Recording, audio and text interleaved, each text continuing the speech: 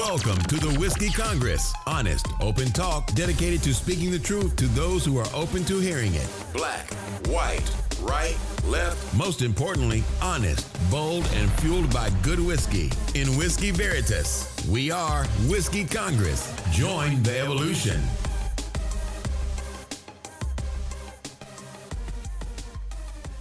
Welcome back to Whiskey Congress. Steve, I would love to not talk about Trump and the UN, but I don't see how we can avoid that. Well, Jim, how are you? I'm well. You know what? Here's what we're going to talk about. We're going to talk about what we're drinking, because we're back to drinking Isle of Jura Scotch. Very good stuff. Mm-hmm. I'm drinking a homebrew. You're drinking a Founders KBS. Yeah, the elusive Founders KBS, which is just, I don't know, one of the best beers that I've had. It just packs so much flavor. They only release it, once a year in very limited short supply, especially when you're not in Grand Rapids. So, which is where Founders is headquartered. Founded. Correct. Yeah, founded. Right. That's where you can found it. No, that's a great brewery. I mean, we've got a friend of the show is a Founders guy. And anyway, good stuff. And yeah, I did jump right in. I should say we are Whiskey Congress. We are in our Cleveland studio. We are at Whiskey Congress on social media and whiskeycongress.com. Why are you so frustrated, bro? You sound like you're really perturbed. Do I sound pent up? Yeah. Do you need a release? Let's not go into that. I know a place we can go after the show.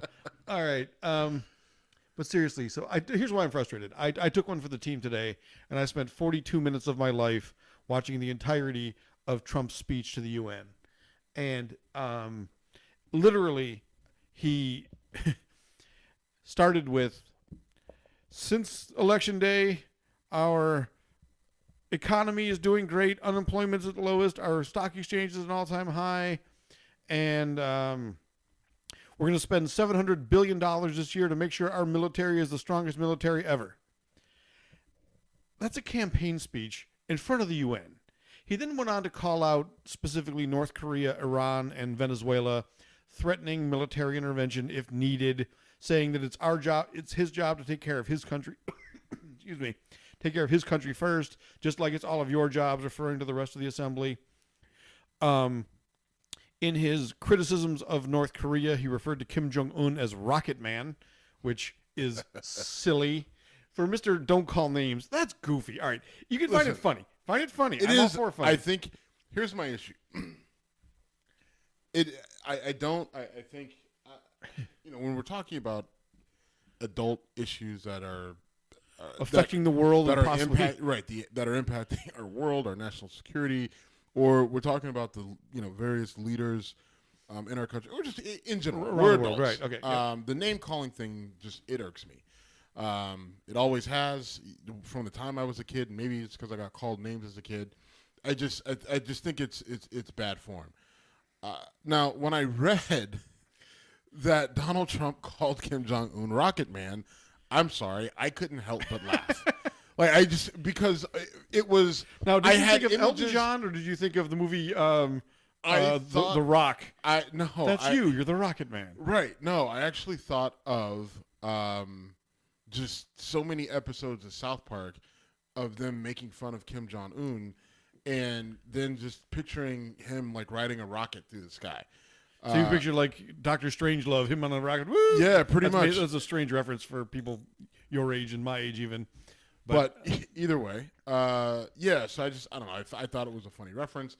And then there's the fact that this is the president of the United States who has talking in front of the UN. Right. It's not like it was said in a weird moment at some foundation thing. It was said in front of the fucking UN, and the United Nations, all the important countries in the world, including North Korea, a North Korean delegation. So it was just incredibly awkward. It was poor foolish. form. It was poor form. Obviously it wasn't professional. But with this particular president, that not shocking. Yeah, that went out the window a long time ago. I mean, he started off his if you really go back to, Trump kicking off his run for president, it started on Comedy Central. They did the roast of Donald Trump, and he had, everyone who they do the roast of Donald Trump, they do the roasts on Comedy Central, and it's the same people doing the roasts. Right. A bunch of comics that no one knows, Lisa Lampanelli and Snoop Dogg, and they're not comics no one knows. But. Yeah, whatever. Okay. Well, I haven't seen any of them do anything except a roast on Comedy Central. Okay. But okay, fine. So a bunch of hack comics get together on Comedy Central. They do the roast of whoever. This one was Donald Trump, and then at the end of it, that's when he, makes a pretty strong reference to running for president of the United States. Okay, that's how he kind of breaks it to the world that not only is he thinking about this, he's strongly thinking about it, right? And then a lot of people. Okay, go ahead. Right, and then you fast forward to the first debate. He makes the comment to Megyn Kelly about bleeding out of her eyes and ears and blah blah blah, and Rosie O'Donnell and all that other stuff, and so he's just got a history of just having no. Social filter? What no filter, no. I don't know. I can't even think. That's of not even the right word, but that is a large part of what got him elected. Was right. People said, "I want this guy because he says stupid shit just like me." It's just the whole. Oh, it's not politically correct. Right, he says right. It like it is, and I can relate to him. Like, no, you can't. You've never shit on a gold toilet. You can't relate to this guy. But okay. Yeah. I wish that shit on a gold toilet was a joke or a reference to something. It's not. No, it's I know. Real. No, I understand. He's got a gold toilet in Trump Tower. I've seen it. I know. I haven't seen it actually, but I know. I mean, literally, he sits on gold to shit. Listen, even beyond that, my man's got a jet. Okay, he's got a jet with his name on it. All right, you tell me, like my former boss left our company and went to another company, and it was a amicable move. It was just an opportunity he couldn't turn down. All right. So we're sitting at lunch when he's made the decision that he's going to go to this company, and he's getting the details from it, and he says, "Hey, I need you to help me with something." I say, "Hey, how can I help you?" He says, "So the owner of the company says to me, like, since you're going to be going back and forth between the state that we're in and Ohio, and your family's going to be there, we want to make this easy as possible for you. So anytime you need to get back to Ohio, or you want to bring your family out here, let us know, and you can use the private jet. We keep it in a hangar in Bowling Green, so you could have your wife go to Bowling Green, or we'll come and get you whatever you need." So his question to me was, "How often do I use that?" And I said, "Bro, you have gotten to a level that I can no longer help you. You have surpassed me in the game of life, because I have no idea proper etiquette for private jet usage. What the etiquette is for jet usage. Okay, I can't relate to that. You, Farmer Bill, Tea Party Jack, super conservative Fred, you can't relate to a guy who's got his own name on a fucking jet." Okay, just getting to the base. Now we're a little bit off track, so we'll jump back into him, Trump at the UN. But that's the guy that we're dealing with. He gives no fucks, and he lives a life that he has never been punished for. There's never been a repercussion for him for being an asshole, essentially. Right? Yeah, the only repercussion that I can think of is when he made the comments of Mexicans are murderers and rapists. He lost his gig at NBC, which essentially further pushed him into president or bust. Right. And, a lot of people think he didn't intend to go that far. I'm one of them. And just when he lost his gig at The Apprentice, he had no other thing to distract him or occupy him. But anyway, at the UN thing, he then went on to aggressively criticize, North Korea I already mentioned, Iran. Said the Iran deal was one of the worst deals ever made in U.S. history. And then he talked about Venezuela, and he said Venezuela is not a showcase in, socialism not working the way it's supposed to. It's a showcase of socialism working he didn't say as intended, but he basically said what's gone on in Venezuela is what happens when you have a socialist government. All of this stuff is canned speech, teleprompter shit, because it plays to a narrative and plays to the nationalist, America first, anti-globalist crowd, right? I mean, that's his base. Yeah, That's his base, Bannon or not. That's his base, and so that's to be expected, par for the course. That doesn't really as much bother me. At least that's more in the mold of what we should be hearing out of him. That first part of the speech talking about, all the great things that are going on in the U.S., which, are apparently all attributed to him, have nothing to do, with the person who spent the last 8 years in office. It's become par for the course. Right. It's standard operating procedure for him. Everything has to start off like a campaign rally where he has to, just tout and relive the glory days of winning the election. And then he slides into, the written speech, talking about whatever points that need to be covered at that particular time. There was nothing about it that really stood out. I do think the aggressive talk towards North Korea was interesting. And, I want to pivot here a little bit because, he talks about, being aggressive and using military force and action against North Korea.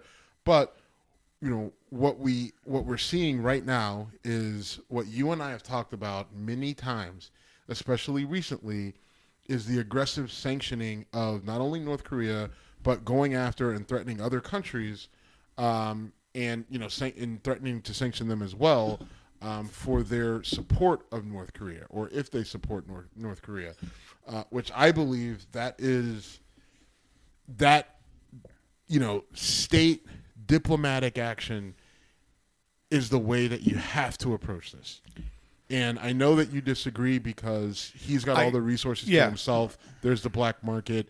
And that even came, I forget, I heard about someone else shared your exact opinion. They said it's not going to hurt him because he doesn't care about the people and he's got everything that he needs, right? Like, so this is only going to hurt the people and he's going to use that to rally them further, ramp up the rhetoric, and it may even push him over the edge. I disagree with you. I disagree with that person. But there are more people, I think, on your side than mine. Although it sees that someone, but the actions that are taking someone are is your listening. Side, Someone is listening to me or the people of my mindset. But I think, but then Kim Jong Un comes out and says, "I'm going to test a hydrogen bomb over the Pacific Ocean," which then I'm sitting here saying, "Fucking A, Jim, if you were fucking right about this, god damn it." So, well, let me throw what might sound like a bit of a crazy notion, but this popped into my head the other day. Old Uncle Charlie. No. Curveball. That's. Oh, sorry. Okay. What if we tried to offer a solution similar to what they gave Napoleon? Like, you're a crazy fucking dictator. We don't expect you to give up your own life. So we're just going to give you, go live on this island. We're going to live in luxury for the rest of your time and get the fuck out. I know that sounds nutty, but Kim Jong Un, if he has any reality button, which I still don't know if he does, has to know he's playing a losing game. If he has an out, we did this with the Shah in Iran, sort of, in the 50s, 60s. Anyway, if you just tell this guy, look, you're boxed into a corner, you can't win with your current set of cards. Fold, you have a personal out for you and your inner circle, and then North Korea rejoins with South Korea, and we try to get that economy going independent of the dictatorship that has been in place for that long. I mean, where do you send him? Crete. Where did they send Napoleon? Was it Crete? It was fuck. Send him to, give him a look. Trump Tower. Put him in Trump Tower. Give him a golden toilet seat. Let him and Trump talk about, how they're big. Stop. Find a place. No. What was I don't know. Corsica, I think, is where they sent Napoleon. Okay. No. That's. Why not? Why not grant asylum? Say, look, you can't win. Get the fuck out, and let's get your shit right. This is why, because I don't know if I believe anymore. If he believes if there's an ounce of him that believes that he will lose. Okay, that's back into something I've talked about for weeks. Like, right. Does this guy have a reality button? I don't know. Right. It just. But it if you seems, give him an out, look. All right. First of all, this is kind of like so many of my other pie in the sky ideas. I know it's not going to happen. It's just, it strikes me as a better solution than anything else I've heard. Military options, I don't like them. Sanctions, I stand by my statement that they're just going to squeeze the already squeezed, and he'll be having lobster brunch with Jerry while everyone else is eating Fat Burger. Reference straight out of Compton. Like, who the fuck is Jerry? Straight out of Compton, baby. Got it in there again. Hope you all are enjoying your lobster brunch. Steve, I'm just throwing that out there as a zany idea that's outside the box because it's the best I can do. If Kim Jong Un does attempt to detonate a hydrogen bomb, which for those who don't know, hydrogen bombs are substantially more powerful than plutonium bombs. There's fission and fusion bombs and a... Stop. All right. Let me ask Whatever. you this. So this is my question. So he says he wants to test a hydrogen bomb yep. over the Pacific Ocean. From a geological standpoint, is there concern about, like, could that cause a tsunami? Steve, the answer is I don't know, and neither does anyone else because it's never been done. Right. I mean, so what are they going to like? So is he? A hydrogen bomb is like 1,000 times more powerful than the bomb we dropped on Nagasaki. On Nagasaki, right? Like, so even if no matter where you blow it up, right? Like, it's still gonna, like, you're gonna feel that force is gonna reverberate down into the water, and then cause the water. It's gonna push a whole lot of water somewhere. Yes, right. And so we don't know where. I mean, like that. No one knows.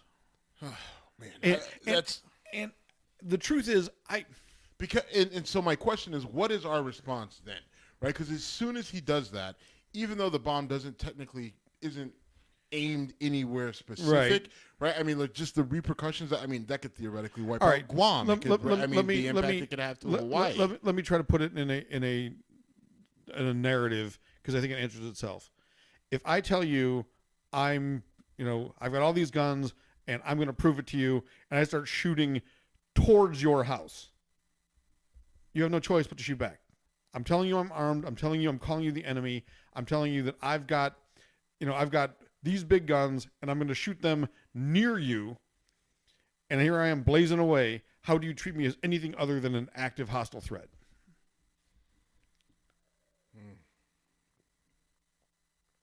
Which I think means, and this is a no-win situation, which I think means you bomb Pyongyang, which, I mean, at that point you're at war, and who's on whose side becomes really complicated and scary, because I think if he well, first of all, I'm not sure he's capable of doing it. I'm not sure. Well, that was my next thing. I mean, he's saying this, but can he actually do it? That's a whole other thing. And does he really have more than one? I mean, and I don't know. So these are things you can't bet wrong on. Right, you really can't. And so the big issue is, how do you respond? Because the standard operating procedure is that you fight nuclear with nuclear, right? It's mutual destruction and blah blah blah. So the real thing is, if he fires off a hydrogen bomb over the Pacific Ocean, at that point in time, as soon as we see that thing leave the island, I'm assuming we go in. We have plenty. My fear, Steve, is it doesn't leave the island until it's gone off. Like, we don't know what left the island until it's gone off. That is literally dropped by a boat, and it's not a missile that we can see in the air and blow up. That is literally, hey, it just happened. Wait, that's what it is, or that's a possibility. That's my fear. Oh, that's I don't know. But what a shitty thing to do. Like, well, I mean, because you blow up your own boat. Like, no. The boat can be gone by the time it detonates, but it's placed and set to detonate, and we don't know until it has happened. I don't know enough about ballistic missiles or hydrogen bombs to really delve into what the capabilities are. that just of all the random shit that I've looked into, different ways to package a hydrogen bomb have not crept into. Hasn't been part of your right. Haven't crept into my lexicon. So I good word. So let me throw a question back at you. If, let's say, the bomb goes off, whether it's a missile or a planted bomb, or again, all right, you're saying it's shitty to blow up your own boat and your own people. I don't think that's beyond his. It's not. So, if that happens, do we have any option other than military strike? No. Right? We have to. Now, I think that we can go. I think we have to do it with support from others, but well, and the big question then at that point in time, the only question is what is China doing? Right? Oh, because China and Russia. China's more important. China's more important. We can handle Russia to a degree, but China's more important. I worry about China's the bigger one there, right? A lot of it based on proximity, but also based on capability, and then also just overall, there's a money factor there as well. And so I think we need to know. I think that somehow back channel they have to go to China and say, listen, if he does this. But I also think China knows whether he can or he can't. Right? Don't let them fool you that they don't. We don't know what's going on that island over there. That's literally I'm looking down on right here. I would bet you that they have more intelligence. They know exactly what the fuck is going on that island. They know exactly what the fuck is going on that island, and that's why that's why the key has always been to get China to deal with this. Right? China has refused to deal with it, and part of my thinking is because they know what he can and can't do. He can fire a bunch of shitty, just a bunch of shitty regular missiles, all right? I mean, as much as crazy as that sounds. Yeah. Right? I mean, that's all. Okay. Right. I mean, but he can do that, but he doesn't have anything nuclear, and he doesn't have a fucking hydrogen bomb. So China not doing anything and not raising any sort of alert, that's them saying, just fucking relax, let them throw the temper tantrum. Or also saying, knowing that they have that card to play. The United States, need to do things the way we want because we are your one intervening force in this fucking mess. But here's what scares me. I'm convinced Kim Jong Un is completely unhinged. Whether he has a reality button, I don't know. And he has done a good job of convincing me that you're closer to being right on this than I am. I was under the assumption that he was, a narcissist and he loved, playing tough guy Rambo, leader. Right. And I think that maybe there was a time where I was right, but I think that his reality strip is fading and going away very quickly. So, let me sort of changing gears. Today, Donald Trump is in Fort Myers, Florida, and he's given a speech, and he's talking about hurricanes and how he's the resiliency of everybody, and they're doing great. And he says, it's great to see you all here, and Vice President Pence is here, and Melania really wanted to be here too, and she was standing right fucking next to him. I'm not saying this to be dickish or funny. I'm starting to wonder if Trump is seriously, whether it's mental anguish, breakdown, whatever, or is he falling apart mentally? Because we've got two crazy people in this fucking situation. That's a disaster waiting to happen. Well, the reality is that Trump is in his 70s, right? He's 70, 71, 72, somewhere there. I mean, he's in his 70s, which... Look, there are people in their 30s that are fucked in the head. There's people in their 90s that are lucid. But, yeah, the older you get, the more... Right. And so he's in his 70s. This isn't the first time we've seen something like this with him. And so there's definitely a rising concern about his mental faculties, his ability to, lead effectively. And you have to wonder if there's something imminent coming, right? Are these this is signs, the first time I've thought that. Right. Are these signs of possible stroke that are coming? Are these signs of dementia? Is it Alzheimer's? Is it can you imagine being in any situation, standing next to your wife and saying, "My wife wanted to be here but couldn't. Or not. I mean, just imagine this, Jim. You and I walk into a bar, and the bartender says, "Hey, Jim, where's Steve?" And you're just like, he really wanted to be come here, but he couldn't. And the bartender's just like, "Okay, well, it looks a lot like Steve standing next to you." pretty sure he's standing right next to you, and you're like, "Oh, hey, yeah." I mean, and I only saw a brief clip of it. Me too. And so I couldn't see what Melania's response was going to be, or what her response was. And I think we got in her head. I think there's no place like home. There's no place like home. There's no place like home. Give me back to Slovenia would have been her. Which, really, of all places. Although I've never been to Slovenia, right now, be a wonderful I'm place. thinking better than standing next to Donald Trump. Listen, Donald Trump's, mental faculties aside, Kim Jong Un has presented himself as much more of a problem than any of his predecessors prior to him. Right.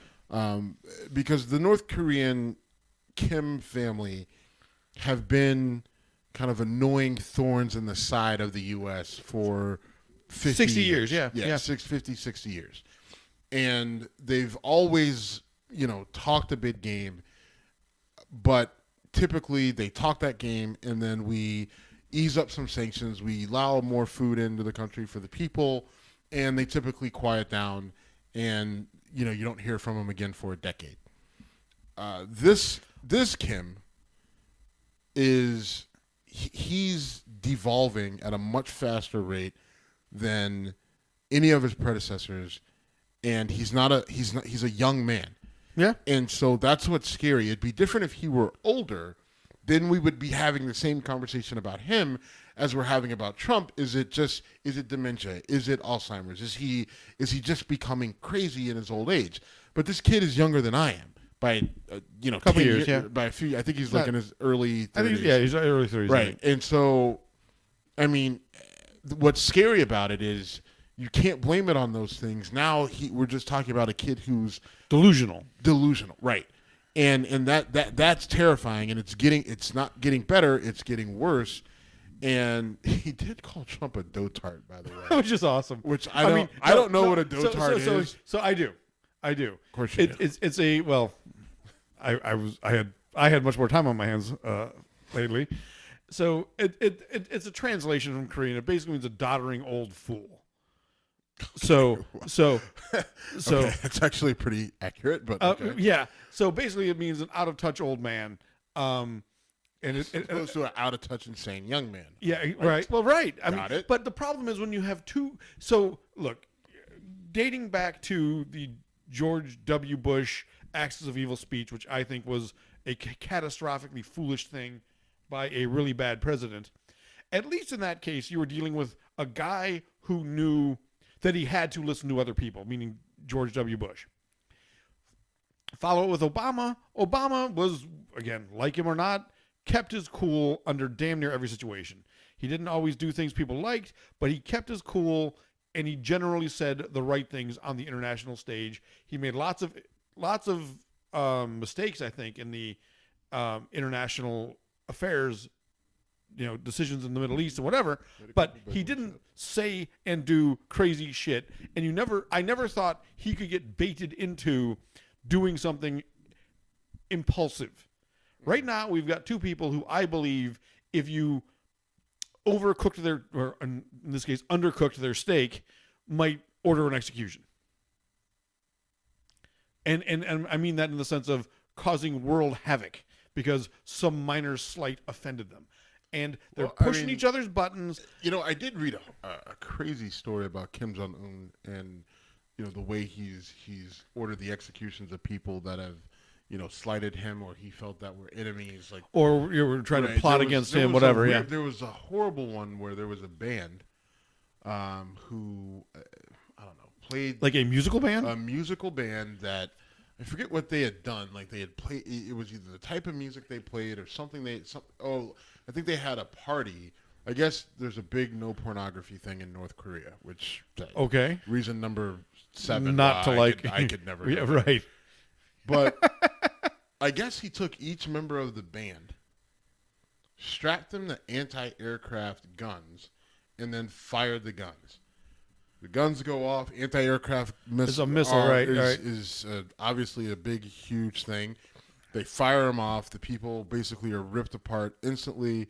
And then he had tanks ride over the area where their remains had fallen to just kind of put a little extra emphasis on. I never heard. That's fucking crazier than. Right. I mean, it's and that's why I'm definitely coming over to the side that this guy is beyond reach. Because, it was from people that have defected, people who, spent time there. The one guy who was a defector said he was like, they gathered a crowd of 10,000 people to watch get strapped to these anti-aircraft missiles and basically obliterated when someone hit a button and then ran over by a tank. Like, he was forced to watch it. And then that's when that particular person knew that he had to, get out of North Korea. So the guy is clearly, we're dealing with the psychopath. We're dealing with the sociopath. The likes, maybe, I don't know, modern era, if we've seen before. I mean, as bad as his dad was, he appears to be worse. Yes. And I think that's typical, right? If you have delusion passed on to delusion, it only gets stronger. And, when your country is starving and you're fat, I mean, right. I mean, the country. I mean, it's just everything else. I mean, I'm not fat shaming Kim Jong Un, but I'm just saying that literally your populace is dying of starvation, right. and you're beyond well fed. Yes. It's just, or even you go to, you look at it on the radar, and everything is dark except for where Kim Jong Un is. Right. Right. We've talked about that before. That is one of the most telling. I've gone and pulled it up multiple times for other people, and it's this is doctor, this can't be real, and it's just like, no, it's very real. If you know anything, the fake out. If you know anything about it, then it's like you realize how real it is, and just how scary it is. Because when you start to kind of put the whole picture together, just how cruel he is to his own people. How he executes people for the slightest slight, and the rhetoric coming out of his camp to the international community about what they're going to do. The only thing I can say is that they're smart enough to say that they're not going to they were smart enough to say they're not going to fire that or shoot that hydrogen bomb at the U.S. Directly at us. They're we're going to test it over the ocean. Like they're playing the game of, Velociraptor right now. They're testing the boundaries. They're pushing it, but they're not just coming out and being direct. So, I mean, at least there is some mode of control there. But, I mean, it's getting worse.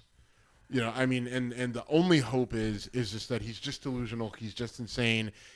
Not just, but he's delusional. He's insane.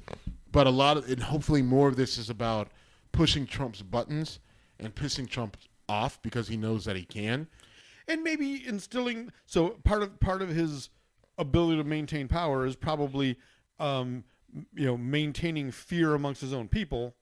And in the past, you could say George Bush wants this or Obama wants this, but now you've got the greatest hits. I mean, you've got the President of the United States saying this shit in front of the UN. You don't need to make it up anymore. You can just hit play. So maybe part of it is his desire to stay in control of his own people, because, and this is again, if he has a reality button, does he want to keep his own people saying, we do need you to stand up to this tyrant with the orange hair? Maybe. I don't know. But it's so really, fucked up. It's really if and buts and candy and nuts, I mean, it's why they pay intelligence people to know this shit much better than we do, but it is a scary time. I really just hope they're doing their job right now. Me too. Me too. And so then, if we can bring it back domestic, we've heard about the Trump administration's desire to kill Obamacare since the beginnings of the campaign. And it sounded like this week the Graham Cassidy bill might actually take down the Affordable Care Act. It kills me when I hear people say that they want to take it down because it has Obama's name on it. Okay, actually it doesn't, but it's gained that term. Well, whatever. You know what? Here's the thing. Don't brush over that. because you have to wonder. Well, the Affordable Care Act is a very close cousin to what the Heritage Foundation put together, and which was used by Mitt Romney in Massachusetts. We've talked about this. Yeah. Now, the Heritage Foundation is a very conservative group, right? Yeah. I mean, does it get much more conservative than the Heritage Foundation? And if you don't know who and what they are, go look them up. But that's where this came from, right? Obama literally said, I need that. And the reason why he took that, because, yeah, he probably believed that it could work, but it was more I just realized that's my humidor. I was looking for it earlier. Right, side note to people who are not watching the show. Yes, the humidor you left here when you're in the middle of your move is still here. Got it. Okay. Anyway, sorry for the squirrel. Mystery, exactly. Squirrel is exactly. So Obama takes this from the Heritage Foundation, and a big part of the reason why he does that is looking for something to get bipartisan support, right? He says, not only do I believe that, I think that this plan can work with some tweaking, but if I pull it from the Heritage Foundation, knowing that a Republican, Mitt Romney, has used this before to a certain level of success in Massachusetts, can we tweak it to use on a national scale and get bipartisan support, Republican, Democrats, where he's saying, look, I'm using your plan. And also to fix a major financial disaster in our country. Exactly, right? I'm going to use your plan to help fix this, sign on. And because it was Obama, they said no. Yes, that's our plan. No, they didn't say no. They said, this is a social attack. This is a social... Yes. I mean, they turned it from... no into the fuck no isn't even strong enough. It was you are trying to put death panels. Grandma is going to get dragged in front of death panels. They're raping my baby. It was everything. It was they pulled out all the guns and just started firing them directly at Obama. So I don't think that we can overlook the whole Obamacare thing, because who gave it the name Obamacare? Right? It wasn't Obama. One of Obama's biggest thing was under no circumstances do I want you to use my name in this. Do not call it the Barack. Don't call it the Obama. Don't call it the Barry O. Don't call it anything related to me, because of what's going on right now. He knew that if they put his name on it, like if they actually named it after him. But by the time the campaign against Romney comes around, he owns it, right? Romney called it Obamacare, and he said, right. Sorry, I call it that. Now that's the key. That's the key. That wasn't an accident. Romney did that on purpose. Right. Romney but then Obama said, I like it. Right. But no. He, at that point in time, what choice does he have? He can't, because he can't backpedal and say, no, don't put my name on it, right? Because then it's just like, well, why don't you want your name on it? Don't you have faith in it? Right. I mean, that's a no-win. That's a no-win. And Romney knew it. The Republicans knew it. That's why Romney did it. That wasn't an accident. You don't just go and say, oh, Obamacare. It's the Affordable Care Act. There's no way to make that slip. That was by design. And I'm not attacking you. No, I'm not feeling attacked at all. But what I'm saying is that was by design, by the Republicans, by Mitt Romney's camp, right, to immediately put that thought of to discredit the Affordable Care Act because it was called Obamacare, and then it caught like wildfire. And one of the late night shows, I don't remember which one it was, literally did a thing where they walked around and said, "Do you support the Affordable Care Act?" "Oh, absolutely." "Oh, how do you feel about Obamacare?" "Oh, it's terrible." There's been multiple. That's been done. Late night shows, of different organizations, right? Polling. I mean, there's even just Michael Steele. Okay, Michael Steele, yeah. Who was the former head of the RNC, head of the Republican National Committee, said that he firmly said he can tell you that if the ACA, the Affordable Care Act, was called Bush Care, or if it was called, Patriot Care, or AmeriCare, or anything other than Obamacare, or the exact same plan was brought to the table by anyone else except Obama, we wouldn't be where we are today with healthcare. Because by now, right, we would have been in the stage where, every bill that gets passed, you add amendments, right? You add amendments to change it. You say, all right, we like this, we don't like that, we need this, we don't need that.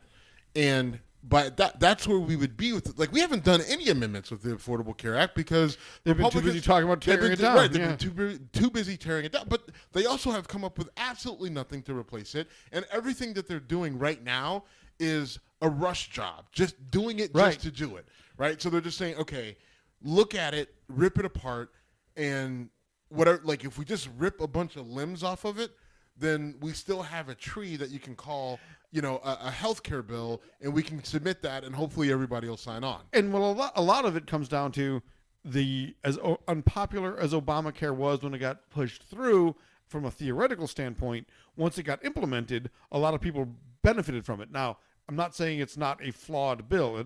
I've talked about I would recommend fixing it on some of my YouTube rants, and I'll do more of those. But a lot of people are saying, hey, wait a minute, this was maybe not perfect, but it's a whole lot better than it was. Well, it's funny because, pretty much the whole state of Kentucky, right? That's a little bit of hyperbole, but a large percentage of the state of Kentucky, the home state of the Senate Majority Leader, Mitch McConnell, if they repeal Obamacare, a good portion of his state, Mitch McConnell, they lose health care. And there's no good, clear way for them to get it back, right? Because there's so many people out of work there. There's so many people who are below the poverty line, and even if they are working, they're barely doing it. They're like, without the Affordable Care Act, they wouldn't be insured. Not to mention, it's a population that is riddled with a number of between opioid crisis and everything else. Between the opioid crisis, between diabetes, between high blood pressure, obesity, all those things that are pre-existing conditions. They're almost uninsurable under anything that's been presented by the GOP. Right. And so Lindsey Graham and Senator Cassidy proposed the Graham-Cassidy Act, and Jimmy Kimmel went on the air and just attacked. Senator Cassidy had been. Was he from Louisiana? Yes. Okay. He had previously said, like, I won't support a bill that doesn't protect people with pre-existing conditions. And Jimmy Kimmel, who had previously come under fire for going political when he should have stayed in his lane and stuck to being a talk show host, but he had a newborn son who had a lot of healthcare issues, and if not for his ability to have health insurance and to be protected from pre-existing condition regulations, he believes his son may not have gotten the care he did. He certainly believes he didn't have the financial. He knew he had the financial Well, his ability. Son, the Affordable Care Act helped, but in reality, Jimmy Kimmel even pointed it out. Yeah. Listen, I make millions of dollars. I have the money to be able to take care of my son, but if I didn't, there's no way my son would be here right now. Or he would have the help that he needs, which is a great point to make by him. And there's a comparison to be drawn there because, and we could talk about, kind of the whole thing with athletes taking a stand for social injustice. But what Jimmy Kimmel is doing is, listen, I've got plenty of money. I also have health insurance. I have very good health insurance. But the reality is that I'm in the 1%. And so there's 99% of the rest of the country where this is going to impact them at different levels. And the further you get down that ladder of income and earning, the harder things get. And so allowing the insurance companies to, essentially gouge people and, exclude people because, you're not a good bet. Right. Like we don't want to bet on you. So we want to limit the pool to only the healthiest people. And then everyone else, you get put in a separate pool because you're ill, because you're sick, because you have a pre-existing condition. We're going to put you in a separate pool, and you're going to have to pay more, so much more that you're probably not going to be able to afford it, and so you don't get it, right? And that's the basic premise of what's going on, right? Yeah, like absolutely. The insurance companies want to isolate the healthy people, isolate the unhealthy people, make the unhealthy people pay a lot more, and then if you can't pay it, oh well, tough luck, see you later. And they'll just throw you into the system and say, fend for yourself, which, again, if you let me rant about healthcare, I'll do it in a way that and I nobody don't, but wants. I mean, like, and that's the basic premise. And then a lot of conservatives and, generally healthy people who have, a lot of the people who are making this, if you have a pre-existing condition like diabetes or high blood pressure or, cancer or, like, by the way, they're considering pregnancy a pre-existing condition, right? Like, so if let's say you're pregnant and like, I'm not you, but let's say you're a woman and you get knocked up, right? And then you switch jobs somewhere in, like during your pregnancy, there's a chance that you may not be covered under some of these iterations of healthcare, that they could reject you or deny you because you being pregnant is a pre-existing condition, or they can make you pay exponentially more. Right. Now, some people say, well, that's fair. And a lot of people go to well, I'm healthy and I don't want to have to pay for you, so I shouldn't have to pay more. But this is how insurance works. Everybody puts into the pot in the hopes that more people are healthy than not, and the few people that are sick get the benefit of it. And if you're not, you don't have to worry about it. But that's insurance. It's like car insurance. If you don't have a car accident, you don't benefit from car accident insurance. If you're not a bad driver, then guess what? Guess what? It's mandated by the state that you have car insurance, right? And if you don't, there's pretty heavy penalties for it. But no matter what, if you never get into an accident in your life, you still are paying insurance for everybody else. You're paying for the young kids that are bad drivers. You're paying for the drunk drivers. You're paying for the Jim, the guy that killed a deer that committed suicide coming over a fucking divider on I-80 4 years ago. Whatever. A good friend of mine in Michigan just took out a deer. Going on whatever 75 or whatever that is. That's how insurance works, folks. That is how it works. You get it. In case. I paid insurance for a long time and got nothing for it. Then a deer committed suicide on my really insurance pretty has car. Never been insurance is only a good investment if you need it, right?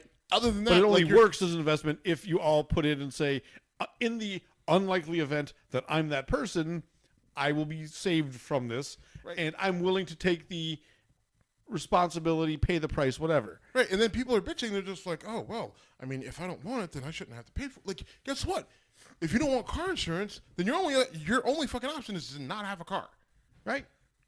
And all right, we can go down this road for a long time. But I think it's important that we talk about what insurance is. We talk about how it works. And also, here's the other part.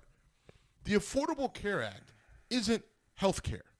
The Affordable Care Act is health insurance control. It's a law to control the insurance companies to prevent them from fucking you, right? Now, to a certain degree, this is why the insurance companies are who and what they are, is they have some really smart lawyers and some really smart people who work for them who say, this is how we're going to work. That's what an actuary is, right? This is how we're going to work around this law.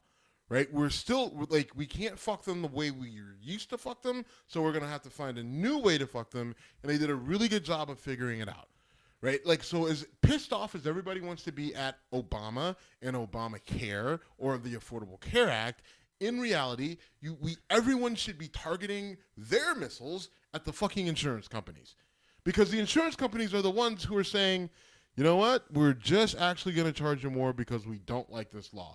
There's no actual reason why we have to. Or we're going to charge you more because we need to keep our CEOs making their $20 million a year, and we're not going to risk. Not even going into that aspect, right?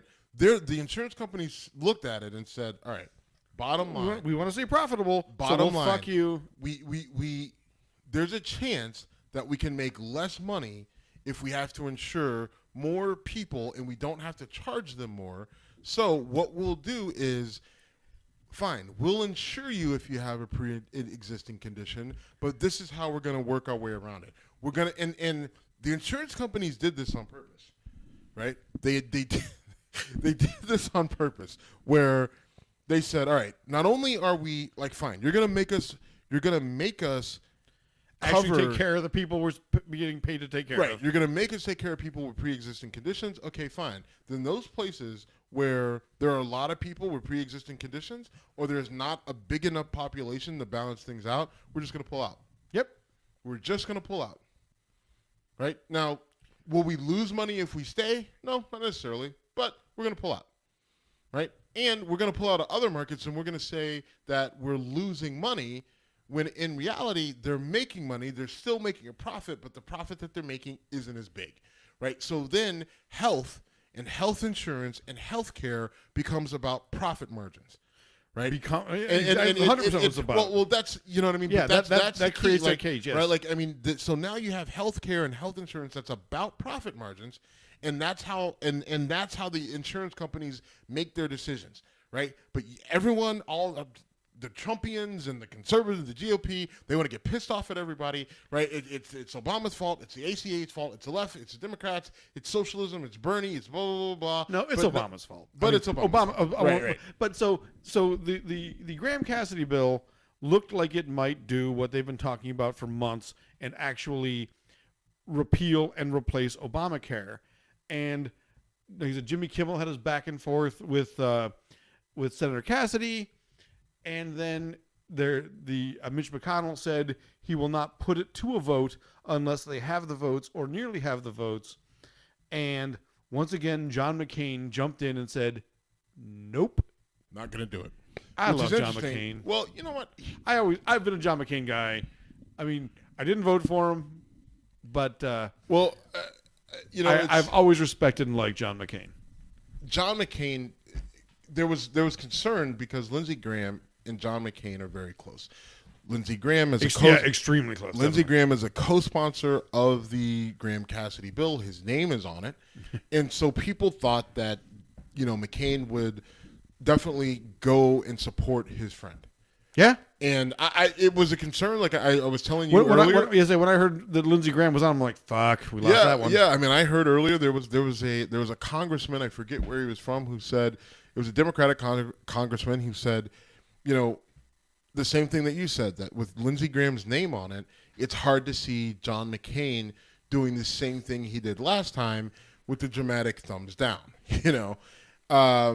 But McCain comes out today. I was, you know, really busy at work, but I got an alert on my phone and I saw that, you know, breaking news, John McCain says that he can't support the bill, and there's a lot of unanswered questions.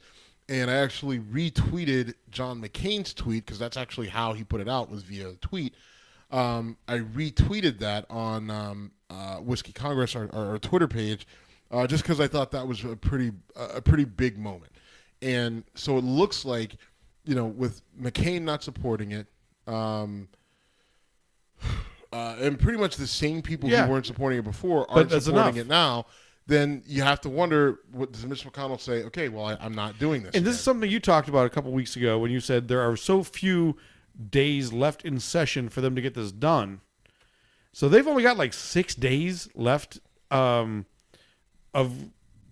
maybe I'm understating the number. I think either way, before they go to their recess and go home. I think as from right now, I think they only have maybe like 12 days left, right? And so, which is not enough time to, like, you know, like, I mean, because I mean the clock's ticking, right? Like, so are they gonna put this to a vote, right? So if they put this to a vote, if they put the Graham-Cassidy bill to a vote, which they said they're going to do next week, and they wait on that, by the time they get to a vote, then they're legitimately going to have about a week left of actual days to work, because then they have to go back home to their districts and do work in those districts, which means that they're not going to have the benefit of all being in Washington to work on a bill together and talk and put everything together. Now, part of me says that's kind of bullshit, because, you know, there's so many different ways to work and share. So you and I can do a show from 400 miles apart. Right, you and I can do a show from far apart. We can edit a document together.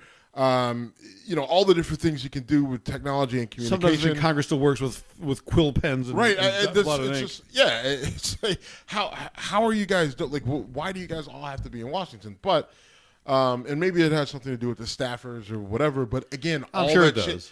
All that shit can be done whether they're in D.C. or they're back in their districts. Now, I don't want to give anybody any ideas, but the point being that if, according to them, they can only do this when they're in session, then they're running out of time.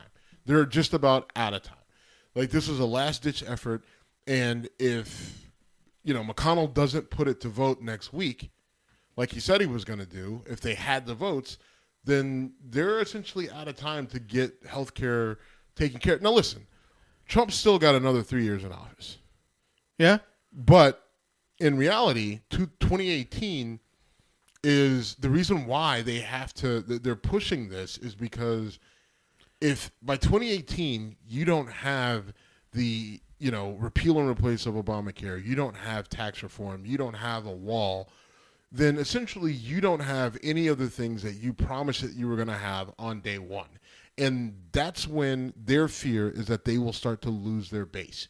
And their base breaks up, and once the base breaks up, they become extremely vulnerable and getting primaried, right? You could theoretically see, a flip of Congress, right? Now all of a sudden you see a flip of Congress. You could possibly, I doubt it, but you could see a flip of the Senate. And if you start to see these sort of things, now all of a sudden they have less power. They have less ability to make changes. And then if once the Democrats gain control of either or the House or the Senate, then you could kiss any of that shit goodbye. And that changes a whole bunch of things that don't get talked about a lot, right? Because, right now it's very hard for a Democrat to push things into an investigation committee. You need to have the votes. So the fact that there is this Russia investigation is actually amazing given the state of affairs. And, if the Democrats gained control of either House of Congress, or dare I say both, that changes the world for the administration dramatically. I mean, we saw that with Obama trying to do things in the face of a Republican-controlled House and Senate. All right, we've talked literally Trump for an hour, and it's just unavoidable. Included in that, though, is Betsy DeVos has kind of somewhat under the radar taken down another Obama administration policy, and that was their policy on educational facilities and sexual. Well, let me jump in here, and I'll let me take this over a little bit. Go. So, the Obama administration issued a letter to their higher educational colleagues, essentially all the colleges and universities across the country, on how to deal with sexual assault on campus.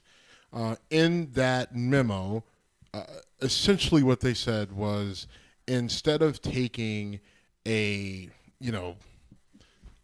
almost beyond a reasonable doubt approach, you take a preponderance of the evidence approach, right, which is a lower standard of how to review these sort of issues. So don't talk about OJ. Don't. So when you're on, so essentially what they're saying is, the Obama administration issues a memo saying when you have a case of sexual assault, you don't have to have rock solid, beyond a reasonable doubt, right? Beyond a reasonable doubt amount of evidence to, find a person, guilty culpable, more or less, or culpable of this. You could say it's more likely than not that the accused did this, and then you take whatever disciplinary action that you need to take, whether it's a suspension or expulsion or what have you, right? Now, this is separate from a criminal investigation, right? Like, this is something that institutional. Happens. This is not right. criminal. This is within the institution. This happens along a parallel track of a criminal investigation if it gets to that point, depending on what the scenario is. So take the Stanford swimmer case where the kid, rapes the girl in the alley. According to the Obama administration, what could have happened there is like, look, we don't need to wait for the criminal courts to shake out. We have witnesses who say who saw what they saw. They already broke we the have, event up, yes. Right. I mean, we have the girl who said what she said, and then we have the guy who, wasn't a great whatever. Then they could have, Stanford could have said easily, you're expelled from school and, never return and blah, blah, blah, blah. And now what Betsy DeVos has done and the Trump administration, they've come in and said, we're rescinding that memo. So you need a higher burden of proof. You need to use a higher burden of proof because you need to give the accused a fair opportunity. They need to have due process. You can't expel, suspend a person for these sort of crimes without giving them a fair shake. Now, I have very mixed emotions about this. Very mixed. To the feminists in our crowd that listen to our show, they may not like the fact that I waver on this because there is the aspect that I'm coming from the perspective, I was a student athlete on campus, right? And one of the biggest fears that I had on campus was that something that I did would be misunderstood or perceived in the wrong light, and I would be accused of rape. Right, like that as a student athlete, as a male, as a large black male, with parties and a lot of alcohol, with parties and a lot and of alcohol sex, and a lot all that other stuff. One of my fears was after a night where I thought the sex was consensual, the girl would say, "You know what? I regret disagree. this," or I don't know. I don't want to even. I don't even want to say she regrets it. That she turns around and says, for whatever reason, that it wasn't consensual, and there was a miscommunication between the two of us. Or whatever, and then I'm in a situation where I'm trying to, prove my innocence to the university, to the team, because you get accused of sexual assault and you're a scholarship athlete, then now your ability to go to school is immediately in jeopardy, right? And then on top of that, there's the criminal aspect, right? So I could be going to jail, I could be losing my scholarship, I could have to deal with the fact that I may have to register as a sex offender. All those negative things go into your mind on an accusation like this. And so your fear is that, you're with the person, you think everything is fine, is going fine, has gone fine, and then, the next day or a week later or, a certain time down the road, you find out that it wasn't fine. And it blindsides you. And I have a conscience. Right. And so and it's important. And maybe that's why for me, I was afraid of it and I thought about it and I was extricated yourself. I was careful. Yeah. Right. I was careful. I was smart. If there was a girl who was passed out, then my first instinct wasn't, well, let's see where this goes. No, it was actually, let's try to get her. Well, no, I mean, if there was a girl who was passed out at a party or she was beyond drunk, I took it upon myself to try to figure out a way to get that girl to a safe place, right? Whether it's pick her up, and if it was in the dorms, take her back to her dorm room. If we could figure out how to get her in a room, or get her to an RA, or right, or give her with the RA, give her pass her to Kate or something like that. Kate was our RA, who was Kate was. Okay, I know about Kate. No, well, no, I mean she was just Kate. Like I never had an incident with Kate. Like Kate was just a cool RA. She was good for us to have on our floor, but. Like that was my thought process was, it was something that genuinely scared me, which is good. Yeah, right? yeah, which is good. Which I'm not to say that I was gonna do something that I shouldn't have done or something along those lines, but it helped me to not do something that I wasn't supposed to do. That being said, I still had sex in college. I had sex while I was drinking, while the girl was drinking, and the reality is that it was still there. Right, the risk was still there, and so we just talked about this a couple weeks ago. We've seen incidents where someone was accused of something and they didn't do it, and the evidence didn't support. The evidence didn't support it. The girl comes out and she wasn't telling the truth. You had the case in Virginia where the story was. It seems like it was made up. Rolling Stone got involved, and they what? No, not Ezekiel. No. Well, different story. Okay, go ahead. Right. Sorry. I'm sorry. This is boring you. No, it's not boring. You keep rolling. Okay, so but you had the situation in Virginia where looks like the girl made the story up or made up a large portion of the story. Rolling Stone gets involved. They go out and they support the girl, and they're attacking different people, males on campus, and then those guys are casting the light of being guilty, and then it comes out that it actually couldn't have happened and it wasn't true. But those guys' reputations, they're cooked no matter what, right? You have the Duke rape case. I mean, right? that's the ultimate example, right? The Duke rape case, I mean, that actually just never happened, right? I mean, other than, the girl was there. Yeah, the Duke lacrosse team right, was accused of sexually assaulting a woman at an off-campus party. And that's one where people wanted everything that. played into that. Oh my there's gosh! a lot, like, you want to talk about the race factor? It was the opposite there because they were the white elitists. It was Duke, the prostitute or the stripper or whatever. She was black, and she was black and she had kids and supported. And then how could they do this to her? It's white and white supremacy and elitist and blah blah blah blah. And in that situation, public opinion branded those and those kids' reputation. I don't know if they can ever, like, they ended up being vindicated at the last a couple years later, right? Right. I mean, but even still, I don't know if those kids' lives will ever be right. And that's the part of me that says we have to be very careful by giving carte blanche and allowing kangaroo courts in these sort of situations. Like, it needs to be fair. We need to treat it like, even though it's college and even though it doesn't have the same standard as an actual court of law, there still needs to be the idea of due process and civil liberties. We have to take that into account because a false accusation, even if it comes out after the fact, right? Like, well, yeah, she made the accusation, but she's recanting it now.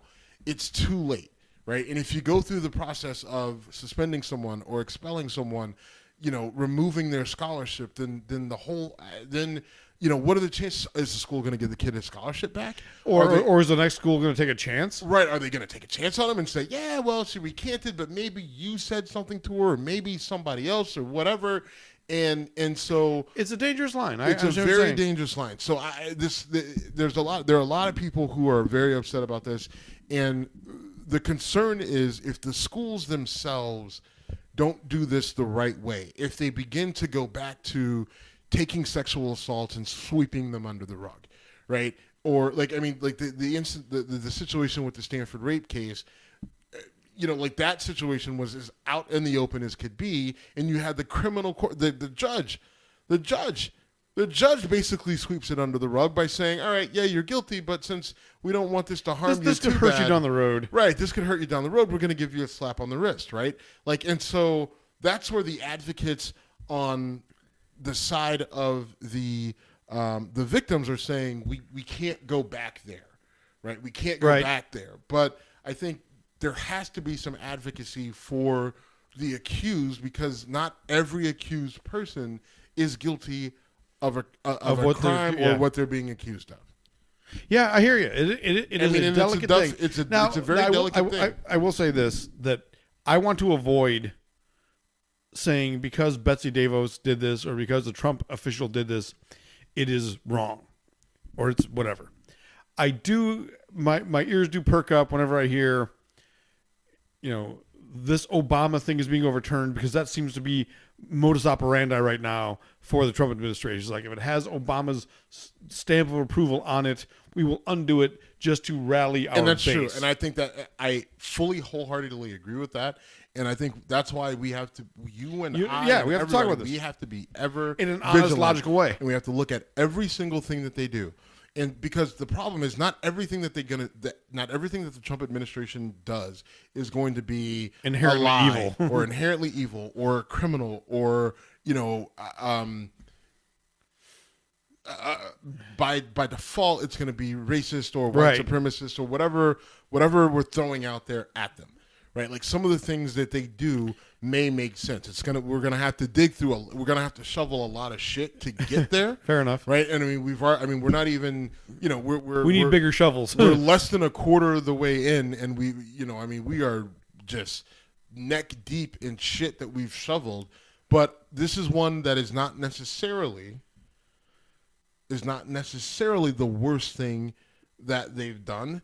Now, it definitely has the potential to go sideways, because if schools start leaning too far on the side of the accused, and they start forcing these girls into hiding, or they start forcing these girls and saying the girls feel like they can't win and that there's no point in coming out, then they've definitely fucked up.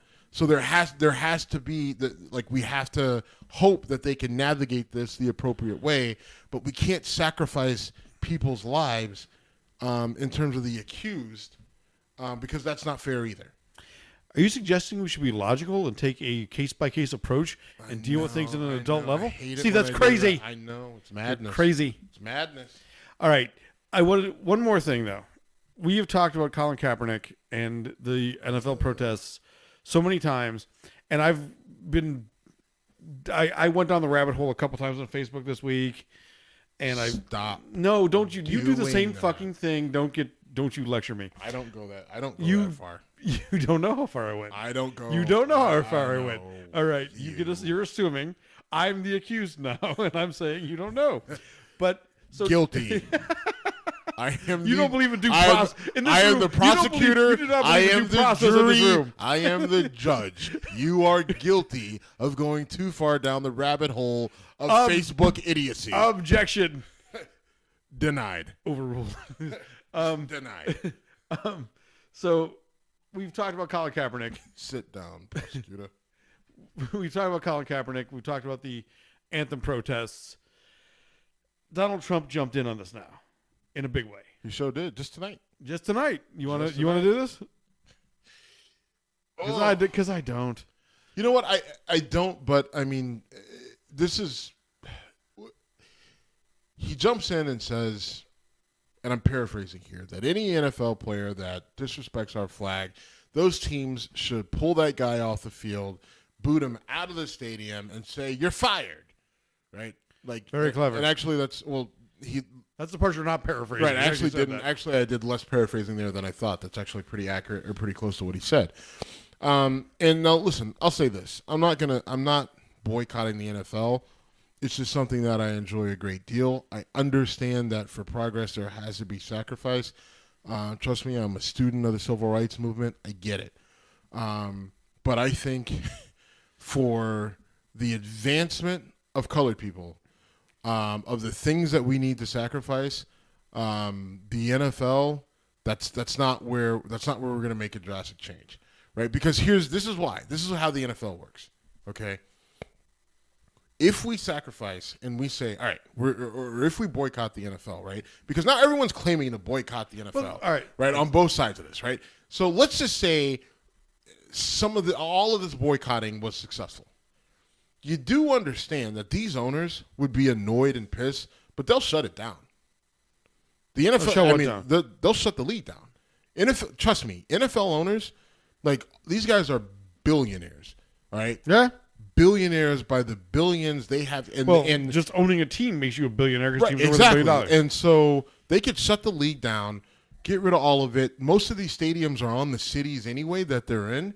So, all right, fine. All right, we'll walk away. We'll walk away before we give you what you want, right? And so then I guess everybody would be happy then, right? Like the NFL is shut down. Look what we did. Okay, all right, well, great. So now I lose a major source of entertainment. I'm sure I could fill it and find it somewhere else. But what did we actually accomplish, right? Because here's the thing. But Trump wasn't promoting. No. Okay. Listen. All right. Right. I'm going to the people. Back, I'm talking about the people who are boycotting the NFL for whatever fucking reason. I know you're angry on this. Yes. So, okay, you've got them to shut down the league. Guess what you've done? Like you've put a dent in their ability to make money for a little bit. But 90% of the owners in the NFL have huge revenue streams that will continue to make them large amounts of money. They don't really give a fuck. They'll be annoyed. They'll be pissed. This is a hobby, and a lot of them aren't good at it, but they made a lot of money. But ultimately, I almost slid a end of the deal there. Ultimately, those guys are still going to be able to make shitloads of money. And you know what? None of that money will come into our inner cities. None of that money will go to the black community. I'm sure they will even figure out ways to make sure it doesn't come into the black communities or inner cities or urban settings or whatever you want to call it or however you want to veil it, right? At least at this point in time right now, you have a very small percentage of people who are making a very large amount of money, and some of those guys are at least putting money back into the community and trying to help these kids, right? All right. So that's about the why you shouldn't protest the NFL. No, I don't care. I mean, whether you do or you don't, I'm just telling you this is where, like, ultimately, like, what do you think? Like, I don't know what the fuck this boycott of the NFL is going to accomplish. But I was talking about the Trump comment. I know what you are, right? But I mean, like, to me, like, I know, I understand that. But to me, the bigger issue is, what the fuck is the boycott of the NFL going to accomplish, right? What is it really going to accomplish? You want to see the league shut down? Do you really want to see the league shut down? I'll tell you what it'll accomplish for me.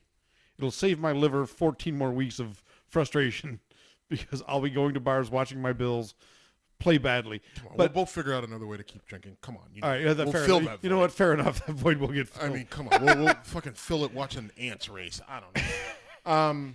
In terms of Trump, though, you know, I mean, that's playing to the base again, right? Right. That's all it is. Pandering to the base. It's. I'm running out of topics. Other than North Korea. I'm losing on this. I'm losing on this. I'm losing. Here's something I could win on. Hey, anybody protesting the flag is a loser. You're fired. And so, you know, get those guys out of the NFL. And it's just like, all right, kick Colin Kaepernick while he's down.